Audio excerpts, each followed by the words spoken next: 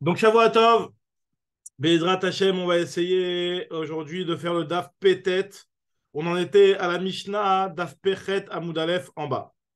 Donc, la Mishnah Daf Pechet Amud Aleph en bas, elle va essayer d'analyser un pasouk qui, dans la Torah, a l'air d'être un petit peu en plus.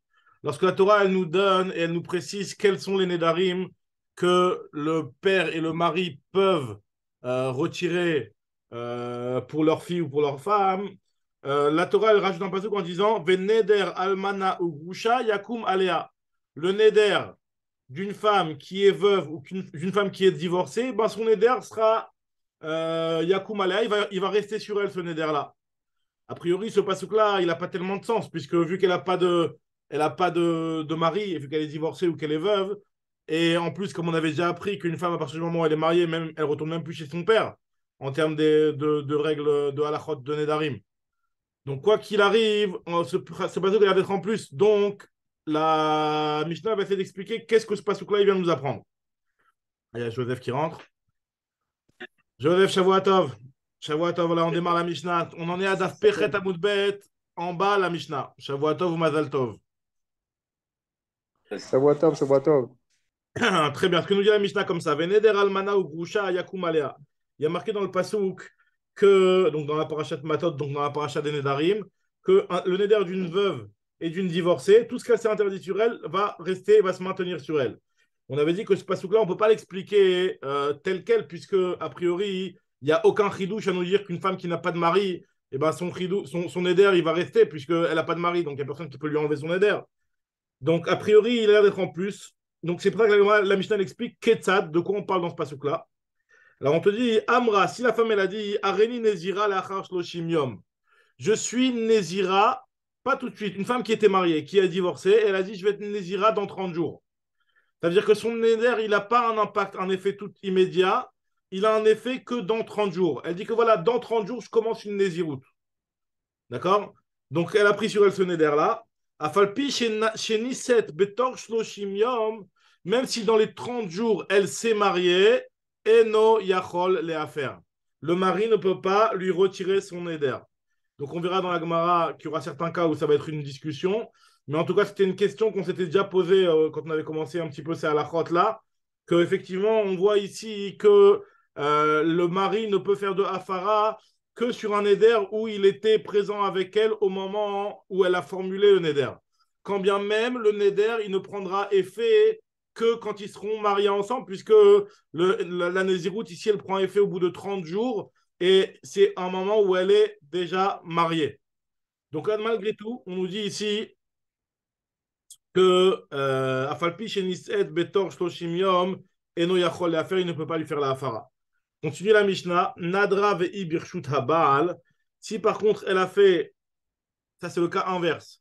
Si jamais elle a fait un éder alors qu'elle est mariée avec son mari, mais faire là, il peut lui faire une afara, il peut lui retirer son éder quoi qu'il arrive.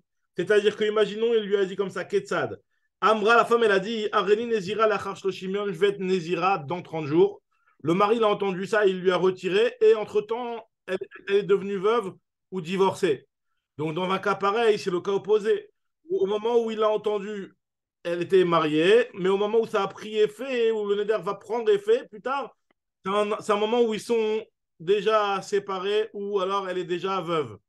Donc, malgré tout, au moment où le neder il a pris effet, au moment où le neder il a été formulé, c'est ça qui va primer et on va lui laisser et lui autoriser à retirer ce neder-là. Donc, ça va, à tous. Voilà, juste récapitule la Mishnah pour ceux qui viennent rentrer. En fait, on vient de voir dans la Mishnah que le passouk qui dit qu'une femme divorcée ou une femme veuve, son neder est maintenu. L'explication de ce passouk-là, c'est en fait une femme qui, au moment où elle a formulé le neder, elle était divorcée ou veuve et après par la suite, elle s'est mariée. L'exemple que la Mishnah elle a pris, c'est par exemple si la femme elle dit je vais être nazir dans 30 jours. Donc on en est à Daspechet à Moudbet en bas, on a attaqué Daspechet aujourd'hui, Vedrat Hashem. Donc une femme qui a dit je vais être nazir, nazira dans 30 jours et dans les 30 jours, elle s'est mariée. Dans un cas pareil, la Mishnah nous dit qu'on ne peut pas, le mari ne peut pas lui faire la hafara puisqu'au moment où elle a formulé le neder, elle n'était pas mariée. Ça, c'était la première halakha. Et la deuxième halakha, c'était le cas inverse. Si jamais la femme, elle a dit je veux être Nézira dans 30 jours, et le mari l'a entendu, et il lui a fait Afara aujourd'hui, donc avant que le Neder ne prenne effet, parce qu'elle a dit que le Neder prendra effet dans 30 jours. Quand bien même par la suite, ils vont divorcer ou alors ou elle va devenir veuve, malgré tout, la Afara, elle est valable. Puisque au moment où il lui a fait, au moment où elle a formulé le Neder, eh ben, c'est à ce moment-là que la Afara, elle prend toute sa valeur. Alors, Arézé Moufar. Maintenant, autre cas de la Mishnah, c'est un cas où le mari ne peut pas être méfer, là vous allez voir tout de suite. Nadra Bobayom. Si jamais, on avait déjà vu ce cas-là plus haut. Si jamais la femme, elle avait fait un Neder, et le même jour, elle a divorcé et elle s'est remariée. Donc, c'est-à-dire que finalement, le Neder, il a été formulé à un moment, et dans la journée, elle a dit Nidgar Shabobayom, Irzira Bobayom. Donc, il l'a divorcée dans la journée et il s'est remarié avec elle dans la journée. Donc, dans ce cas-là, Enoyachol à faire, il ne peut pas lui faire la Hafara, puisque finalement, la Hafara, elle est sur un Neder qui était ou qui a été en réalité interrompu par une période où la femme, elle a été à un moment indépendante. Le fait qu'il y ait eu un moment d'indépendance qui interrompt quelque part le moment où elle a formulé le Neder et le moment où le mari veut retirer le Neder, quand bien même c'est le même mari et que au final tout est encore dans la journée, et ben malgré tout, la Hafara devient impossible. C'est ça le klal qui dit dans la Mishnah ici. Zé klal, voici la règle. Kol she'atza lirshut atzma sha'achat eno yachol le'afer. À partir du moment où la femme, elle a pris son indépendance à un moment, puisque à partir du moment où elle a divorcé, elle est devenue indépendante. Elle n'est plus sous la tutelle du mari. Quand bien même elle s'est remariée avec lui 5 minutes plus tard, malgré tout, il y a eu un moment d'indépendance. À partir du moment où il y a eu un moment d'indépendance, là, le mari ne peut pas lui faire la hafara. C'est ce qu'on appelle, on avait appelé ça au début du 10e Pérec, on avait appelé ça les Nedarim Kodmim, les Nedarim qui sont avant le mariage. Et en fait, c'est un éder qui a été formulé avant le remariage. Donc, c'est un éder qui est avant le mariage et le mari ne peut pas retirer un éder d'avant son mariage actuel. Donc, vu que c'était, quand elle avait formulé son éder, c'était lors de leur premier épisode de mariage, même si après, il s'est remarié avec elle dans la journée, parce que forcément, il faut que ce soit dans la journée. En tout cas, même s'il s'est remarié avec elle dans la journée, il ne peut pas lui faire la hafara. On avait déjà vu ce cas-là plus haut dans le 10e Pérec. Voilà, ça c'est la Mishnah. Maintenant, la Gemara nous dit comme ça. Tanya. Donc là, en fait, nous, on a vu dans la Mishnah qu'on va sur le moment où elle a formulé le Neder. C'est pour ça que si jamais la femme, elle avait dit, on avait dit dans la Mishnah que si la femme, elle dit, je vais être nazir dans 30 jours et qu'elle s'est mariée dans les 30 jours, le mari ne peut pas lui retirer le Neder. Maintenant, là, on va voir une petite marloquette. Et la Gemara veut savoir, elle va essayer d'analyser pour savoir si c'est exactement le même sujet que notre Mishnah ou pas. Tanya, Almana ou Grusha chez Amra, une femme qui est almana, qui est veuve, ou une groucha, une femme qui est divorcée, chez Amra qui a dit, donc elle n'est pas mariée cette femme-là, elle a dit Areni Nezira lekshe nase. Elle a dit je vais être Nezira, elle va, pas dans 30 jours, mais lorsque je me marie, dès mon mariage, je commencerai une Néziroute. Ça veut dire que la condition de début d'application de sa Néziroute, ce sera au moment où elle se marie. Vénissette, et elle s'est mariée effectivement. Est-ce que le mari peut lui retirer, sachant qu'au moment où elle a formulé le Neder, elle n'était pas mariée? Alors Rabbi Shmuel, Omer Yafer. Rabbi Shmuel lui pense que le mari peut lui faire la hafara parce que le Neder, il va prendre effet dès qu'ils vont être mariés. Et donc, dans ce cas-là, il peut lui faire la hafara. A priori, selon la lecture simple, ça ne va pas comme notre Mishnah, puisque dans notre Mishnah, on avait dit qu'on va depuis le moment où ça a été formulé le Neder. Mais la Gemara va essayer de s'entêter, de dire que peut-être ça peut aller comme Rabbi Shmuel juste après. Mais en tout cas, pour l'instant, on rapporte cette braïta-là et on va essayer de l'analyser. On va voir si c'est la même chose que notre Mishnah ou c'est en désaccord avec notre Mishnah.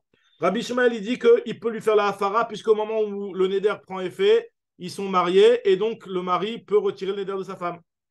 Tandis que Rabbi Akiva Omer lo yafer. Rabbi Akiva, il te dit il ne peut pas lui faire la hafara. Pourquoi il ne peut pas lui faire la hafara? Puisque au moment où le Neder il a été formulé, la femme, elle n'était pas mariée. Alors, Vesimana Yelili. Alors, Yelili, c'est un siman qui est donné pour comprendre comment elle marche la braïta, pour se rappeler ceux qui apprennent par cœur les gmarot et les braïtot. Pour se rappeler, Yelili, ça veut dire yafer, lo yafer. Dans le premier cas, il y a Rabbi Shmuel qui dit yafer, Rabbi Akiva qui dit lo yafer. Et li, c'est le deuxième cas qu'on va lire tout de suite. C'est Rabbi Shmuel qui dit lo yafer et Rabbi Akiva qui dit yafer. Donc, yé, lili, yafer, lo yafer, lo yafer, yafer. C'est les racheter votes de yafer, lo yafer. Ok. C'est un petit siman. Il y en a qui disent que ce siman-là, c'est pas de la Gemara, c'est quelque chose qui a été rajouté en plus. Parce que oui, c'est vrai que c'est bizarre en plein milieu d'une braïta. On nous met un petit siman au milieu comme ça. Ça ressemble pas à la Gemara de mettre des simanim en plein milieu d'une braïta comme ça. Donc, il y en a qui disent que c'est On le voit beaucoup dans le Schuttenstein, ce genre de truc dans les notes du Schuttenstein. Mais pas dans la Gemara, ouais. même pas, même pas de Schuttenstein, de mettre des siman comme ça, de racheter votes Dans pour les se notes, souvenir de trucs. Bon, c'est des trucs que non, ça peut arriver dans la Gemara. Des fois, tu sais, il y a deux petits points, siman, un petit truc pour te rappeler, et après, on te commence tous les cas, mais là, comme ça, en plein milieu de la Braïta. Bon, c'est en tout ouais. cas ce que la Gemara, ce que la Gemara nous dit ici. Premier cas, on l'a compris. C'est un cas où la femme, elle a dit: je serai nazir quand je me marie. D'après Rabbi Shmuel, il peut faire Afara. D'après Rabbi Akiva, il ne peut pas faire Afara. Maintenant, le deuxième cas, donc le lit, c'est quoi là, on a fait Yelil, Yal. Maintenant, le lit, Yalali, c'est Eshet Ish chez Amra, une femme qui est mariée. Donc, elle est mariée. Et elle a dit: Areni Nezira, Lekshet Garesh. Je serai Nezira, hein, au moment après mon divorce. Donc là, c'est la même ambiguïté, mais dans le sens inverse. C'est-à-dire qu'en réalité, au moment où elle a formulé, elle est mariée, mais elle a dit que sa Néziroute ne prendra d'effet qu'après le divorce. Vénit Garcha, effectivement, elle a divorcé. Rabbi Shmuel Omer lo yafer. D'après Rabbi Shmuel, il ne peut pas lui faire la hafara. Pourquoi il ne peut pas lui faire la hafara? Puisqu'au moment où le neder il prendra effet, elle n'est plus mariée. Tandis que d'après Rabbi Akiva, il y a faire. C'est un neder sur lequel le mari peut faire hafara sans aucun problème, parce que le moment où le neder il a été formulé, ils étaient mariés. Alors, ce qui est un petit peu bizarre ici, c'est qu'on a l'impression que d'après Rabbi Akiva, il peut même lui faire la hafara après qu'il ait divorcé. Mais ça, c'est clair qu'il ne pourra pas lui faire la hafara une fois qu'ils sont divorcés. Ce qu'on est en train de dire ici, c'est que la hafara que le mari lui a fait, elle est valable quand bien même finalement la chaloute du neder, elle se fait après le divorce. Puisqu'on va regarder le moment où ça a été formulé. Très bien. En tout cas, ça c'est ce que la marloquette Rabbi Ishmael et Rabbi Akiva. Maintenant, on dit la Gemara, ils vont apporter des explications en se basant sur les psukim, comment ils comprennent en s'appuyant sur les psukim, comment chacun arrive à la conclusion qu'il vient de nous dire dans cette braïta. Nous dit la Gemara, Rabbi Ishmael Omer lo yafer, Amar Rabbi Ishmael, Aré Omer, pourtant il est marqué dans le pasuk, Veneder almana ou grusha, vechoule. Il y a marqué que le neder d'une almana et d'une grusha, et ben celui-là, ce neder-là, restera appliqué sur elle. Ça veut dire quoi? Ça veut dire qu'on est en train de nous dire que Aré ou Omer, Veneder almana ou grusha, Acheye neder beshat almanout ve girushin. Faut que le neder, il soit un neder de Beshat Almanout ve Girushin. Ça veut dire quoi? C'est-à-dire que quand bien même le neder, il est un neder au moment où elle est Groucha et au moment où elle est Almana, d'après Rabbi Ishmael, puisqu'il y a marqué Yakoum Aléa, lui te dit que la Torah, ce qu'elle veut nous dire, c'est que c'est un neder. Pourquoi on appelle ça un neder? Un neder, c'est quoi un neder en fait? Neder, lui te dit que moi je comprends que le neder, c'est l'application du neder. C'est la chaloute du neder. Donc c'est pour ça qu'il te dit que quand la Torah elle te dit neder almana ou grusha yakum alea, que le neder d'une almana et d'une grusha, c'est seulement lui qui va rester sur elle et qui ne pourra pas être enlevé, c'est uniquement lorsqu'il va prendre effet lorsqu'elle est almana ou grusha. Et donc, dans le premier cas où on avait dit que elle avait dit que je vais être Nézira lorsque je me marie, il va prendre effet lorsqu'ils sont mariés. Donc, c'est pas un neder d'une almana et d'une groucha, puisque le neder prend effet, et d'après Rabbi Shmuel, on regarde quand est-ce que ça prend effet, au moment où elle est déjà remariée. Ça, c'est ce qu'il pense Rabbi Shmuel. Alors que Rabbi Akiva, lui, te dit, Rabbi Akiva, ça va. Harry Omer, il y a marqué dans la Torah, Kol Asher Asra al Nafsha, la suite c'est Yakumalea. Kol Asher Asra al Nafsha, tout ce qu'elle a interdit sur elle. Ça veut dire que quand est-ce qu'un neder d'une almana ou d'une groucha va être considéré comme un éder qui va rester appliqué et qui ne va pas pouvoir être retiré par qui que ce soit. C'est au moment où elle se l'est interdit, kolacher asera al nafsha, au moment où elle s'interdit sur elle. Donc là, il comprend Rabbi Akiva. Acheye isure neder beshaat almanout ve girushin.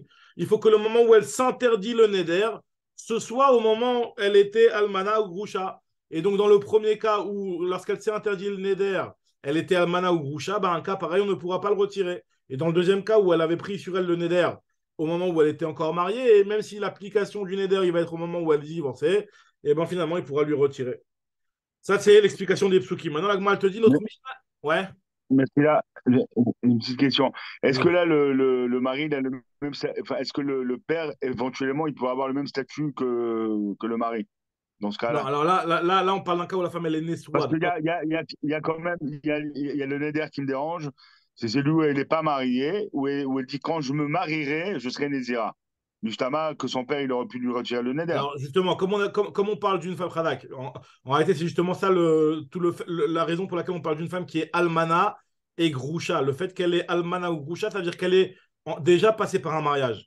Et comme on en parlera encore tout dans la suite du DAF et dans le prochain DAF, on en avait déjà parlé plus haut, qu'une femme qui est passée par un premier mariage, le fait qu'elle est passée par un premier mariage, ça fait que le père, il n'a plus aucun droit sur elle.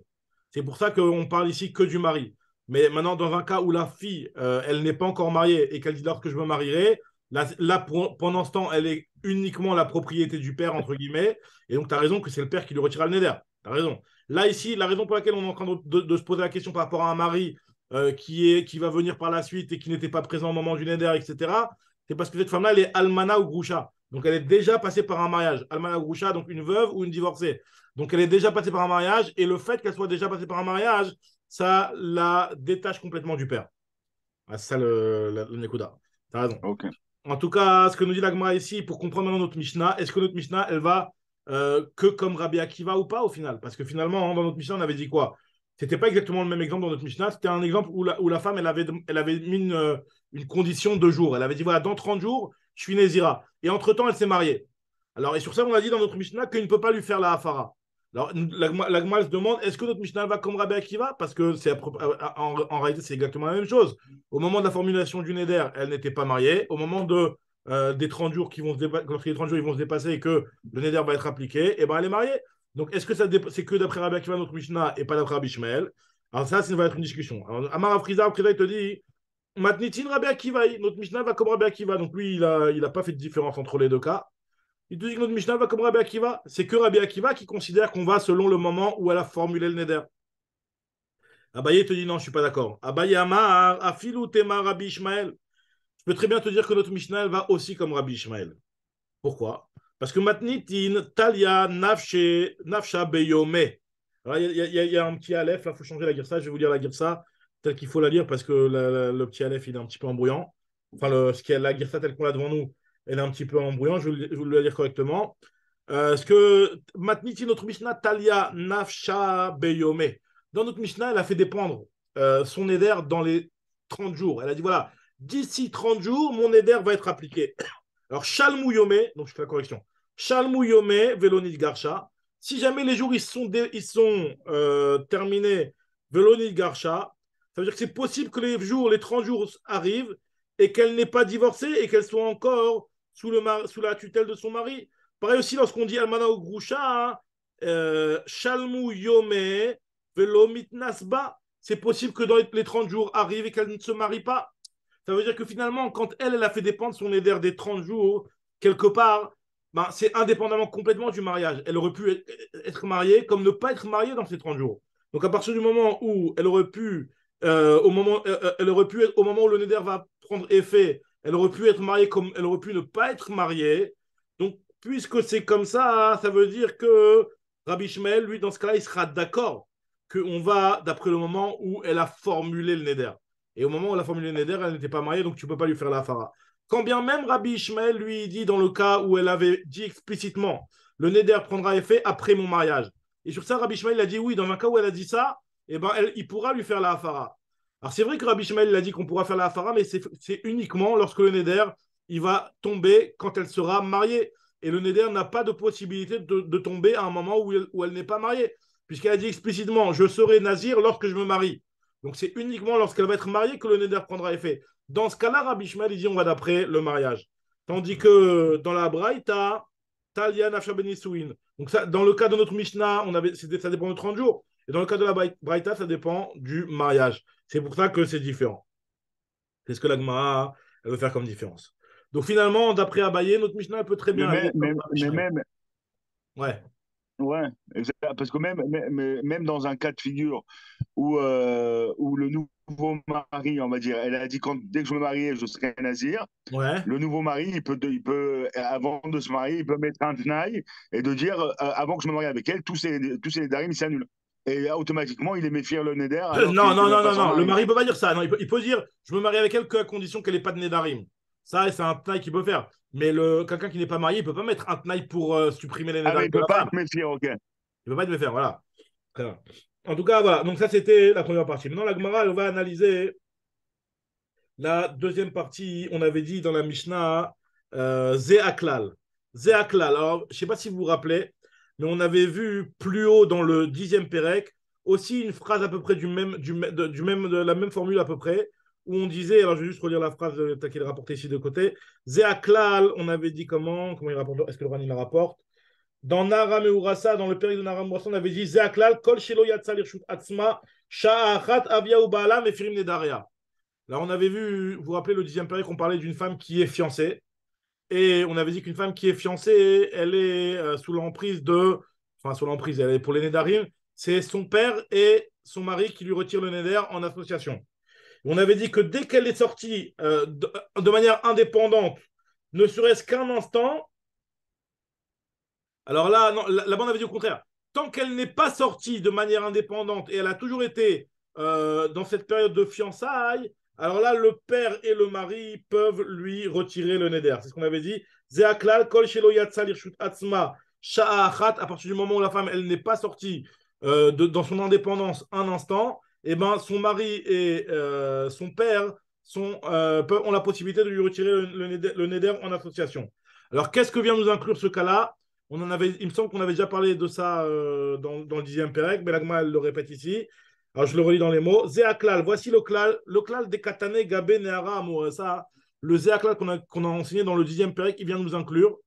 Parce que la Mishnah nous avait dit encore une fois, une femme qui n'est pas sortie de l'indépendance, qui n'a jamais été indépendante.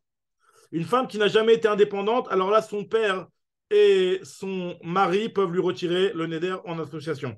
Ça veut dire quoi, une femme qui n'a jamais été indépendante? Qu'est-ce que tu veux m'inclure en me disant Zéaklal? Parce que toujours, quand on dit Zéaklal, voici la règle générale, c'est pour inclure des cas qui auraient pu être interprétés différemment. Et grâce au principe de Zéaklal, on vient te dire que sache que ce cas-là, il va aussi rentrer dans la généralité. C'est quoi le cas qu'on veut inclure dans la généralité? Alors nous dit la Gemara, c'est le cas Léatouye.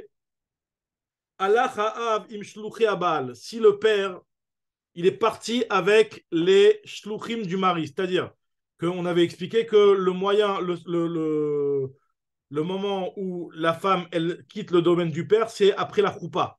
Au moment de la choupa, la femme, elle quitte le domaine du père. Maintenant, c'est quoi la choupa? La choupa, c'est quand elle rentre dans la maison du mari. Alors nous, la choupa, on l'a fait sous forme d'une petite cabane comme ça. Mais en fait, la choupa, dans l'essence des choses, c'est le fait qu'elle rentre dans la maison de son mari. C'est ça la choupa. Donc maintenant, si jamais la femme, elle a envoyé, le mari, je veux dire, il a envoyé sa fille pour qu'elle aille chez le mari. Et le mari, il a reçu la femme en envoyant des shluchim. Il a envoyé des shluchim pour recevoir la femme. Ben, dès que les shluchim euh, euh, reçoivent la femme, entre guillemets, et ben, à ce moment-là, la fille, elle a quitté la maison du père.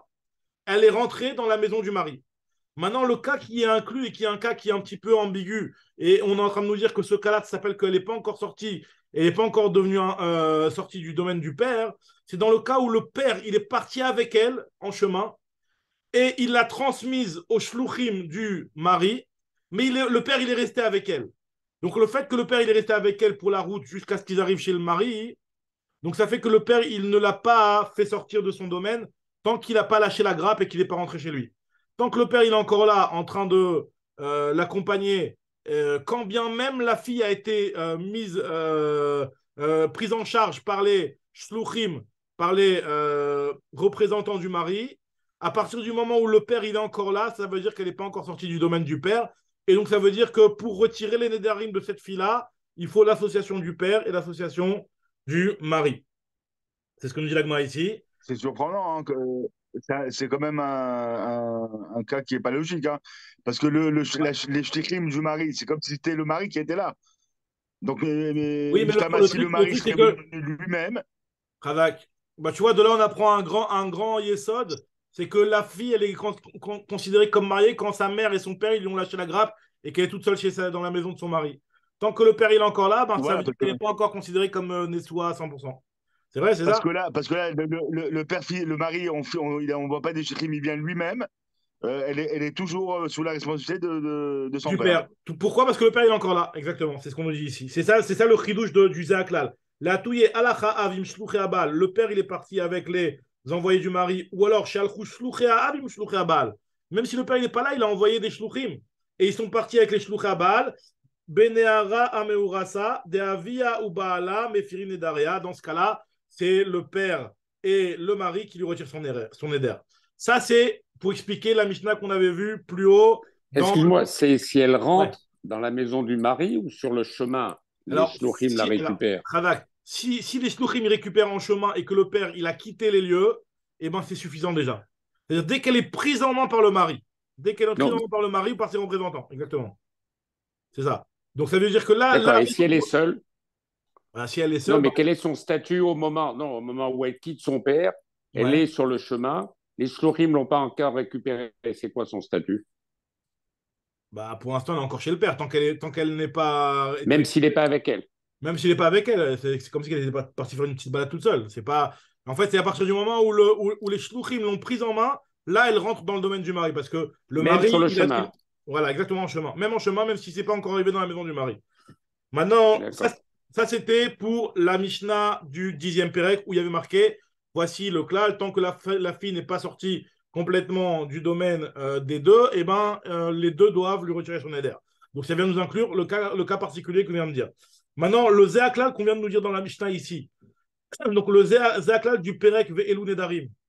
Alors nous dit la Mishnah, Zéaklal des katane gabe ve'elu nedarim, le Zéaklal qu'on vient de nous citer dans ce Pérec-là, les atouillés, c'est pour nous inclure Masara Av, les shluché habal, si jamais le père, parce que là on nous a dit quoi nous, dans la Mishnah? Dans la Mishnah, on nous a dit voici la règle générale, dès que la fille elle est indépendante, ne serait-ce qu'un instant, eh ben, le mari ne peut pas lui retirer son éder. Alors quel est le cas qui est inclus dans ce Zéaklal? Alors nous dit la Gemara, hein, Masara Av, les shluché habal.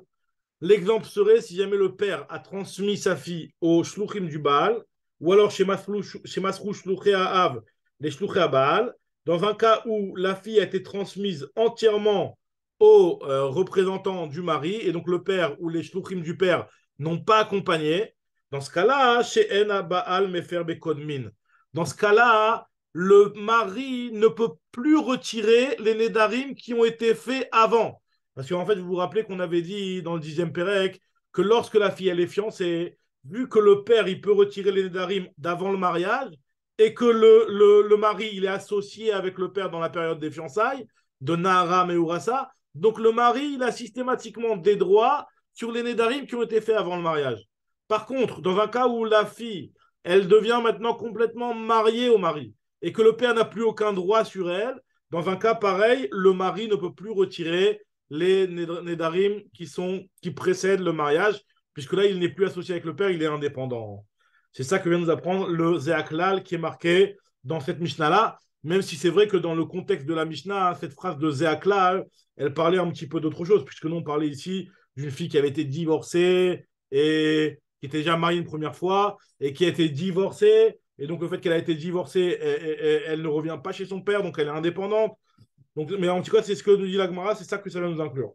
Ce qu'on vient nous inclure, c'est un cas où le père, il a transmis sa fille au shluchim du mari et que lui n'a pas accompagné, ou ses représentants à lui n'ont pas accompagné la fille plus loin que ça. Donc, à partir du moment où ils ont été transmis au shluchim du mari, ça y est, elle rentre dans le domaine du mari et le mari n'a plus de droit sur les nédarim qui précèdent. Voilà, ça c'était la Mishnah. Maintenant, on va attaquer une autre Mishnah. L'autre Mishnah, elle est très simple. Elle va nous dire 3 halachot. Mais pour nous dire ces 3 halachot, elle va prendre 9 cas de figure. On verra même dans la Gemara, ça va être expliqué plus simplement. Mais en tout cas, il faut savoir que voilà, qu'est-ce qui fait qu'une fille prenne son indépendance et que son père ne puisse plus lui retirer ses nédarim?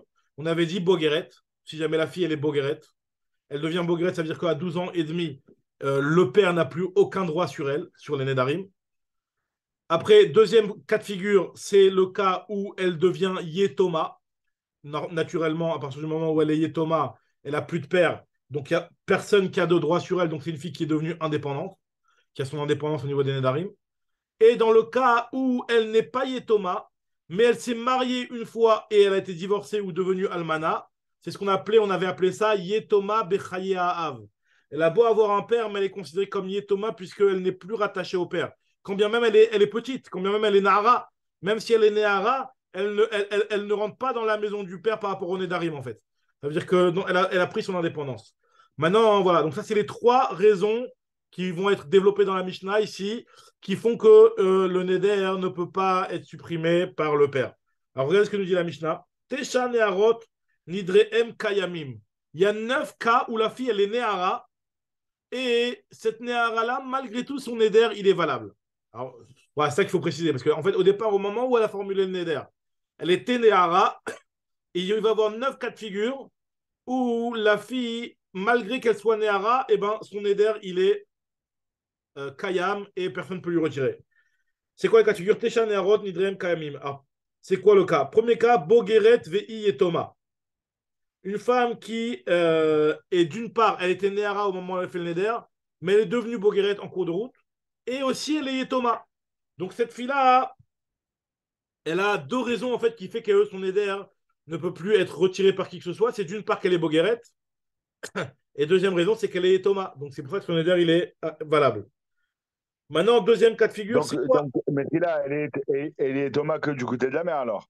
Parce Non, que non, le père, il est vivant. Non, il y a Thomas du père. Non, alors, non.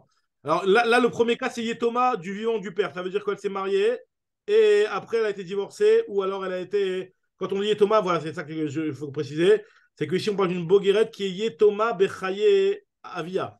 Comme on avait expliqué qu'une Yetoma Bechaye Avia, son père, il est vivant, mais elle est elle est appelée Yetoma parce qu'elle s'est mariée et elle a été divorcée.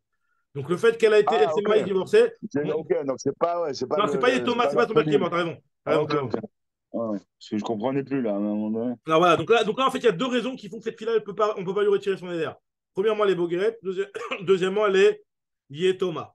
Maintenant, deuxième cas de figure, c'est quoi? C'est Nahara ou Bagra Vehi Yetoma. Une femme qui, au moment où elle a fait le Neder, non, parce que dans le premier cas, elle était Bogueret d'office, au moment où elle a fait le Neder.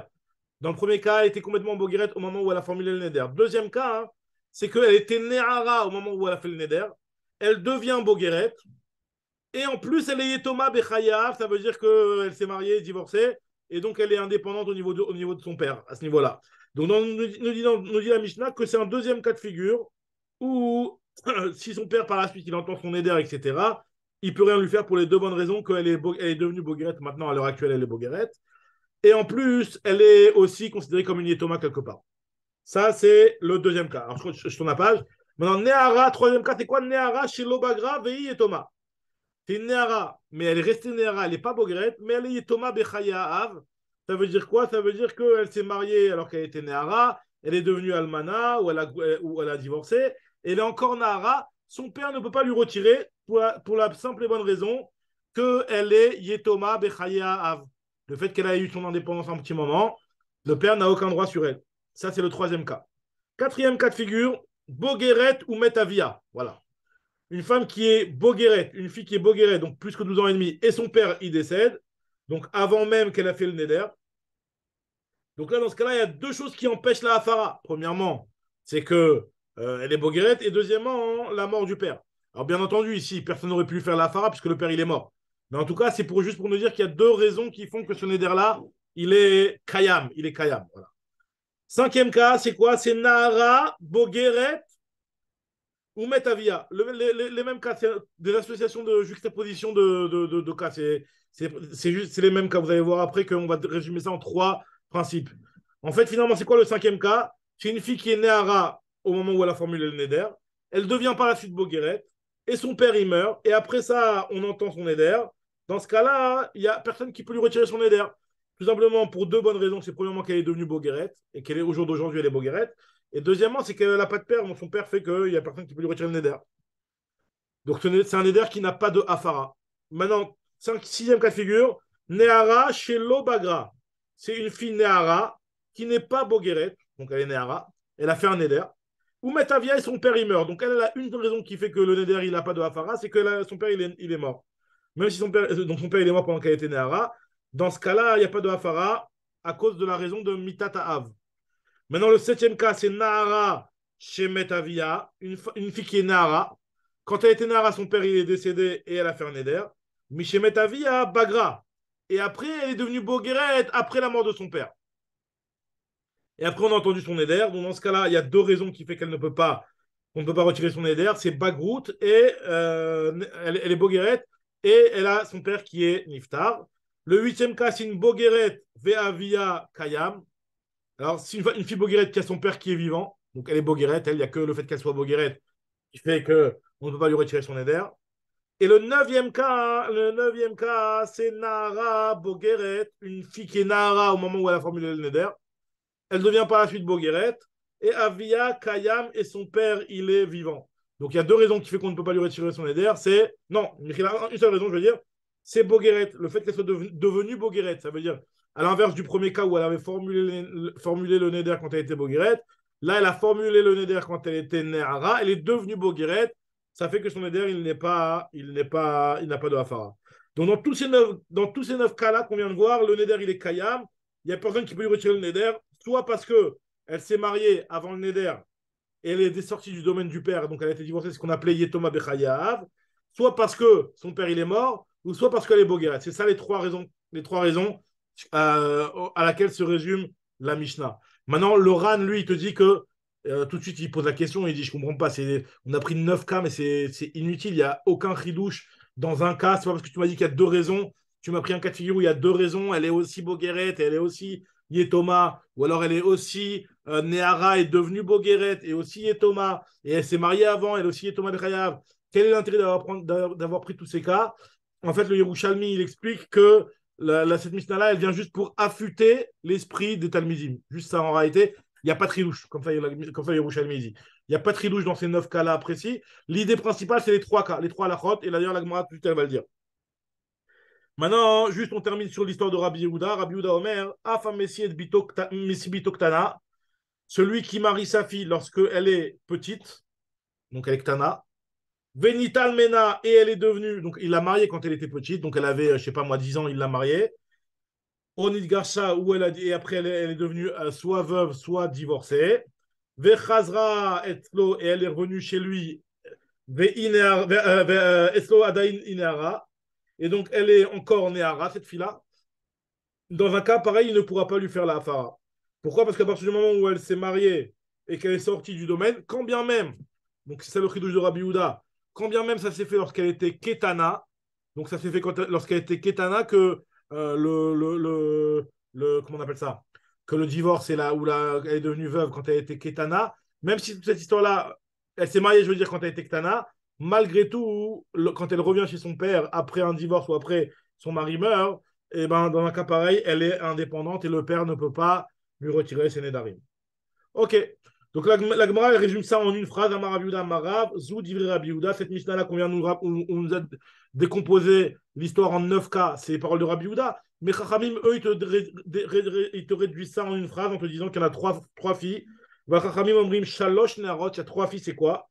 Nedarea Kayamim, Bogueret, une femme qui est Bogueret, une femme qui est Yetoma, donc qui a perdu son père, une femme qui est Yetoma Bechayav, Yetoma Bechayav, c'est celle qui s'est mariée et qui a divorcé. Elle est considérée comme une Yetoma du vivant de son père, une orpheline du vivant du père. Donc, c'est-à-dire qu'en réalité, il explique le Ran, il n'y a pas de marloquette entre les deux.